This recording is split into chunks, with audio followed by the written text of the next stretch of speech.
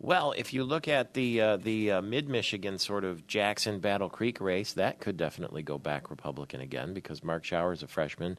That's when you're going to beat someone, right, after their first term, if you're going to do it? Yeah, their first term and in marginal districts or after redistricting. Like, say, I'm going to be term limited out, but let's say my district, which I've been pretty solid in, suddenly changes and it's something else. You put Birmingham in with Troy, make me run against Marty Nolenberg, for instance, or you put Birmingham in with Royal Oak, which is heavily Democratic.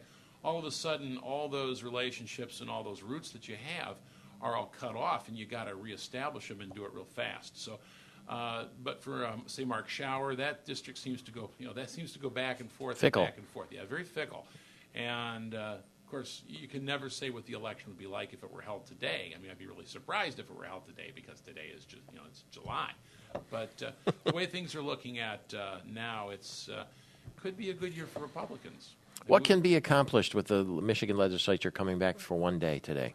Well, if all the homework has been done and all the I's crossed and T's dotted and all, you get everything together, we could have deals on budgets that we could sign off on. Now, I have not heard, at least on the House side, that basic spade work has been done. You want to key everything up so it's just a matter of bringing things in. And now, maybe it's been done on the other side. They have almost a super majority. They can just bring it in and go bang, bang, bang. That may happen. I have not heard that has happened, but it could work. If you haven't done that, then what are you doing? Me, like I said, we're paid here to work. It's easy for me to say I don't have a primary, but I would like to see us just get her done.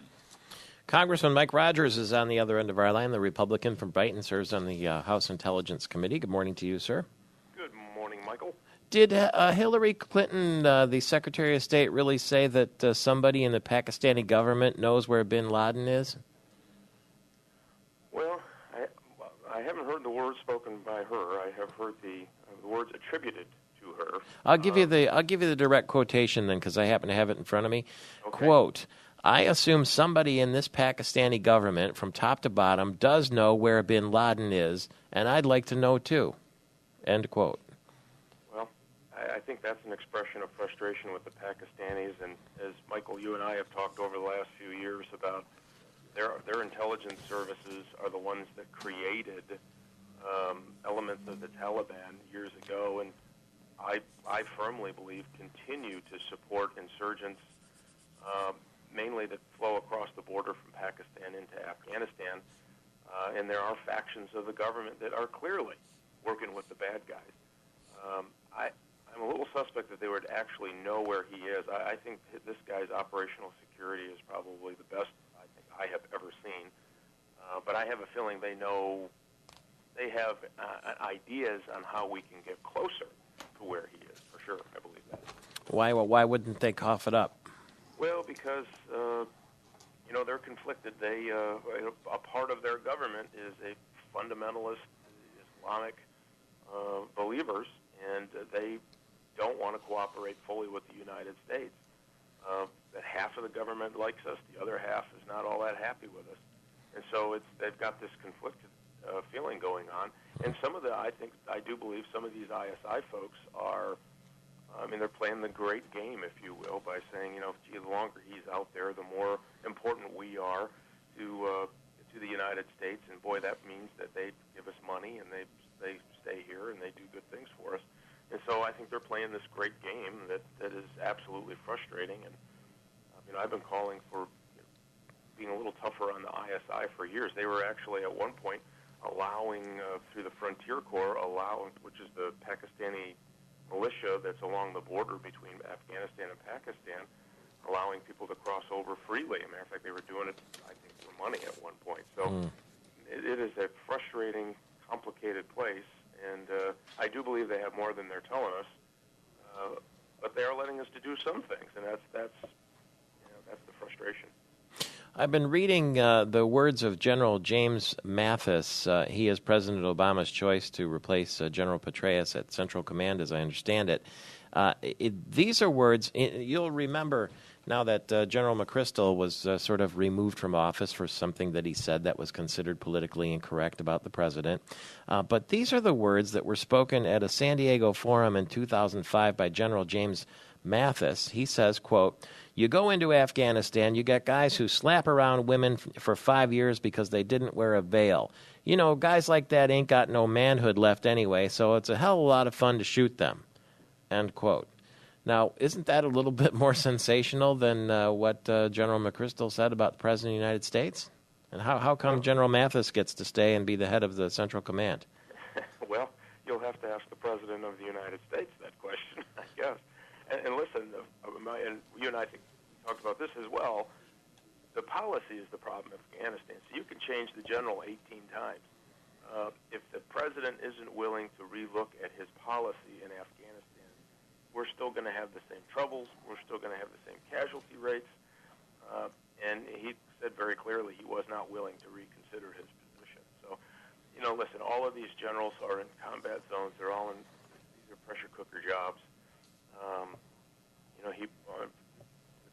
I don't know what the forum was or what the circumstances were of that quote, but, you know, clearly that's not helpful for somebody who's going to be a leader of the commander on the ground.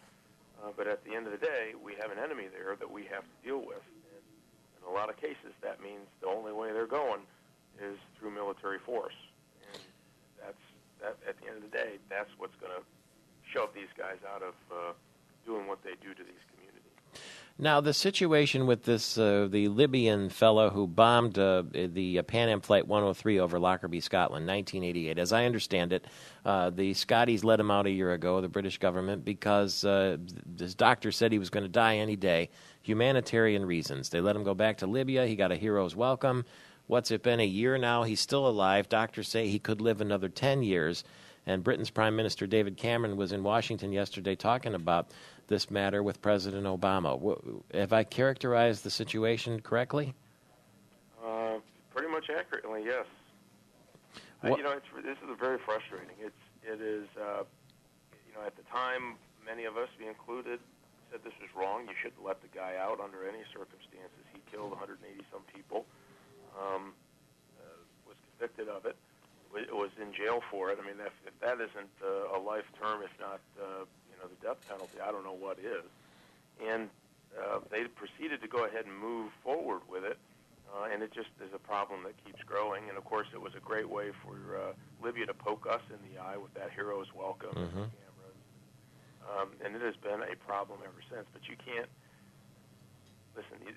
Any time that you get a terrorist who kills this many people, freedom is the last thing we ought to be considering. And I hope, well, at least Cameron, I think he opposed it then, and will at least facilitate the investigation of what we think may have happened with a British company negotiating BP and negotiating his release for oil contracts, which is just disgusting if that in fact happened. I mean, all of this stuff is just shows that people aren't taking seriously the fact that these people are targeting and will kill innocent civilians when they get the opportunity. State Representative Chuck Moss is with us from Oakland County. Did you happen to see that Kwame Kilpatrick's been moved to Milan? Now he shares the same prison as the guy who tried to blow up the Northwest flight into Detroit on Christmas Day. Well, there's a lot of bad guys in Milan, and Kwame Kilpatrick was found guilty. I think he took his plea and then didn't live up to his probation, and he's facing some charges. Maybe he's guilty for that, maybe he isn't, but at the very least, I think Kwame Kilpatrick he's in the jailhouse, and I think he belongs there. Lindsay Lohan went to jail yesterday, too. In California, they have prison overcrowding, so she has a 90-day sentence. It'll probably only serve about 21 days, as we understand. Well, if you and I did it, we'd do the full 90, but we don't look as good in an orange jumpsuit. No, you're going to give everybody nightmares talking like that. Lindsay Lohan in a jumpsuit sounds like a reality show, if you ask me. I don't.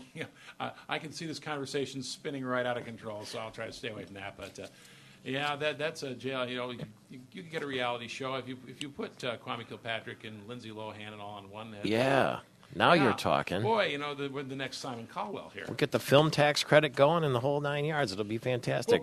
Thank you, Congressman Rogers. Great to talk to you. Appreciate it very much. Thanks, Michael. Thanks for having me on. See you soon. And State Representative Chuck Moss. Thank you, Michael.